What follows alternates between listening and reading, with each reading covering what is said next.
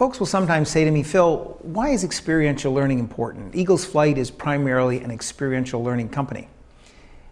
And I think it's important to understand that, certainly in my opinion, learning requires that we touch 4 distinct areas. Our head has to be involved. We have to understand the material intellectually. There's some component where some conviction has to be built. If we really want to learn something, we have to appreciate its value. So I think of that as the heart, some conviction. The third thing is we need to be able to practice it in some way. We need to actually experiment and work with that new material so that we come to grips with it. And I think of that as the hands. And the last thing is there has to be some consequence so that when we apply the learning, we see that something is different. And I think of that as harvest. So you see that there's cleverly 4 H's there.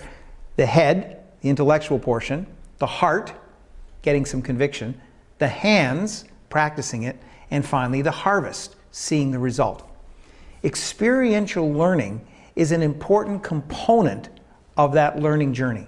It's not the whole thing, clearly, but experiential learning allows the participant to engage, to practice the things that need to be learned, to build some conviction as a result of what they do. So they go through some form of an experience and there's some outcome, and there's a direct correlation between what they did and the consequence that they get. So it's a little bit like compressing a week or a month worth of normal work that I would do at work into a very short period of time, into that experiential moment.